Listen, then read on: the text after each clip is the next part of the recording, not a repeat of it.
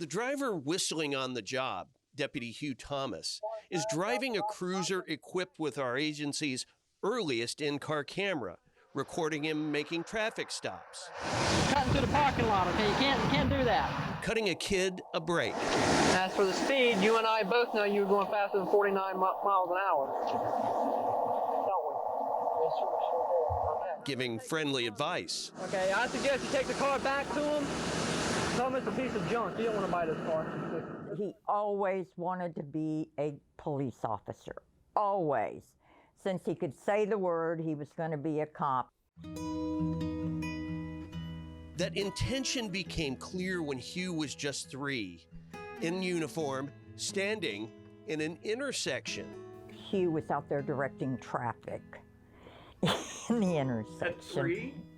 Yes. Did he tell you why he wanted to do that?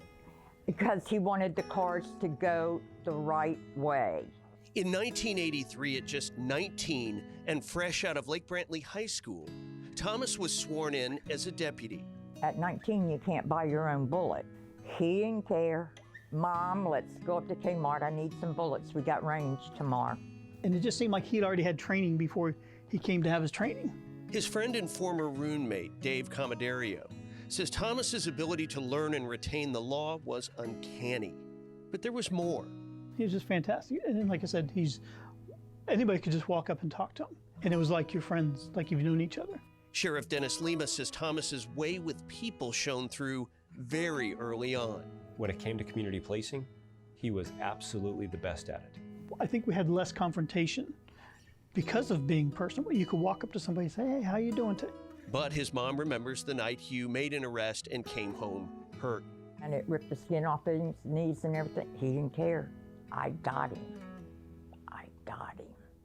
And that's what he cared about. I got him. He won't bother anybody else now.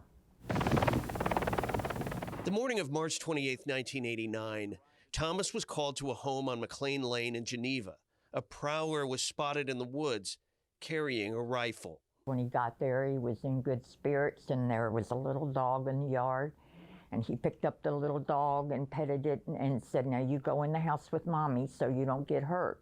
And then he walks around to the back of the house and is ambushed. Yesterday, a judge had issued a restraining order to keep Mr. Lemaster away from here. It's a scene that shocks both law enforcement officers and the surrounding community. An ex-con named Tony Lemasters was waiting with his rifle perched on a fence to shoot his estranged wife and possibly 2 other family members when they came out of the home. Instead, when Thomas appeared, Lemasters shot and killed him, then took Thomas's revolver and killed himself.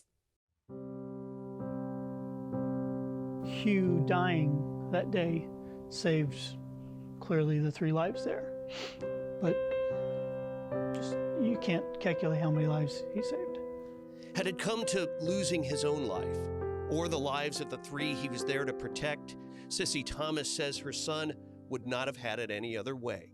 I'm not sure he could have lived with himself or been as good a deputy as he was had it gone in a different direction. I honestly believe that Hugh, if he could talk after dying, he would say, okay, I saved these people, let's get on with the work. But it wasn't that easy. I'm sorry. He was protecting you. For those who knew him, including Sheriff Johnny Polk, who'd sworn him in 5 years previous, Thomas's loss was shattering and has not faded with time. If he would not have been tragically taken from us, he would have been a police chief and a sheriff and gone on and done remarkable things. I would love for people to make that connection when they're driving down and they say, H.E. Thomas Jr. Parkway. Put a face with it. It's named in his honor, his sacrifice. And Mama had to buy the bullets. Yep, he always did his best. Always did his best.